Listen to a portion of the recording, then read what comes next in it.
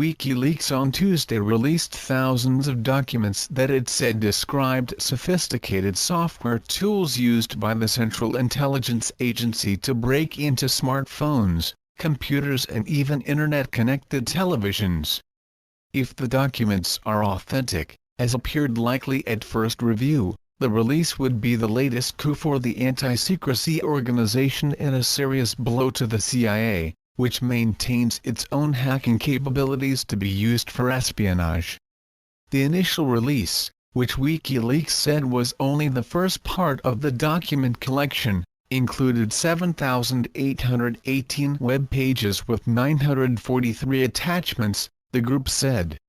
The entire archive of CIA material consists of several hundred million lines of computer code, it said. Among other disclosures that, if confirmed, will rock the tech world, the WikiLeaks release said that the CIA and allied intelligence services had managed to bypass encryption on popular phone and messaging services such as Signal, WhatsApp and Telegram. According to the statement from WikiLeaks, government hackers can penetrate Android phones and collect audio and message traffic before encryption is applied. The source of the documents was not named. WikiLeaks said the documents, which it called Vault 7, had been circulated among former U.S. government hackers and contractors in an unauthorized manner, one of whom has provided WikiLeaks with portions of the archive.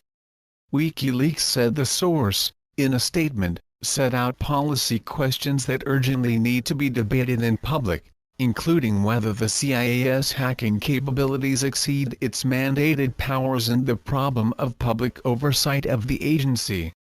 The source, the group said, wishes to initiate a public debate about the security, creation, use, proliferation and democratic control of cyber weapons. The documents, from the CIA's Center for Cyber Intelligence, are dated from 2013 to 2016 and WikiLeaks described them as the largest ever publication of confidential documents on the agency. One former intelligence officer who briefly reviewed the documents on Tuesday morning said some of the code names for CIA programs, an organization chart and the description of a CIA hacking base appear to be genuine. A CIA spokesman, Dean Boyd, said, "We do not comment on the authenticity or content of purported intelligence documents." WikiLeaks, which has sometimes been accused of recklessly leaking information that could do harm, said it had redacted names and other identifying information from the collection. It said it was not releasing the computer code for actual, usable cyber weapons until a consensus emerges on the technical and political nature of the CIA's program and how such weapons should be analyzed, disarmed and published. Some of the details of the CIA programs might have come from the plot of a spy novel for the cyber age, revealing numerous highly classified and in some cases, exotic hacking programs. 1. Codenamed Weeping Angel, uses Samsung smart televisions as covert listening devices.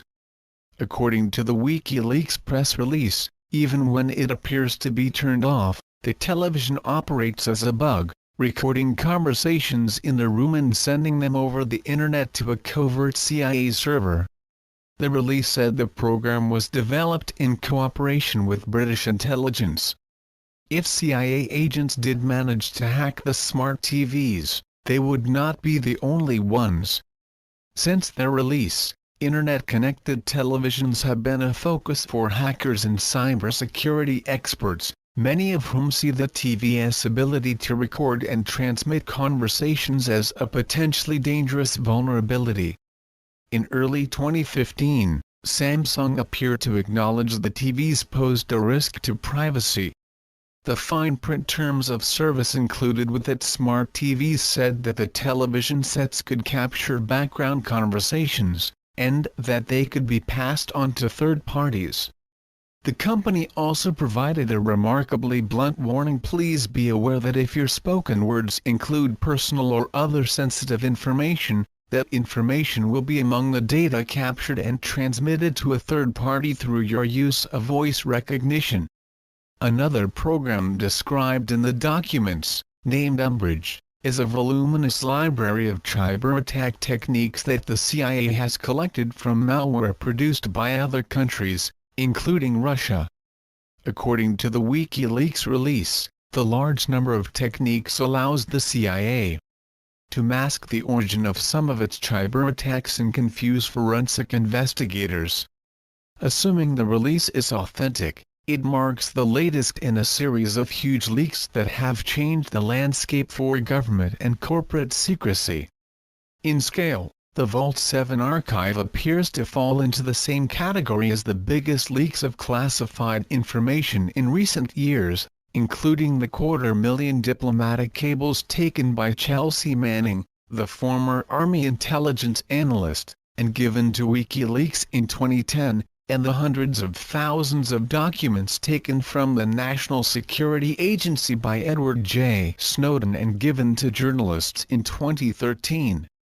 In the business world, the so-called Panama Papers and several other large-volume leaks have laid bare the details of secret offshore companies used by wealthy and corrupt people to hide their assets. Both government and corporate leaks have been made possible by the ease of downloading, storing and transferring millions of documents in seconds or minutes, a sea change from the use of slow photocopying for some earlier leaks, including the Pentagon Papers in 1971. The National Security Agency and the military's closely related Cyber Command have the most extensive capabilities for breaking into foreign communications and computer networks and, if required, destroying them. But the CIA maintains a parallel set of programs, mainly for gathering information.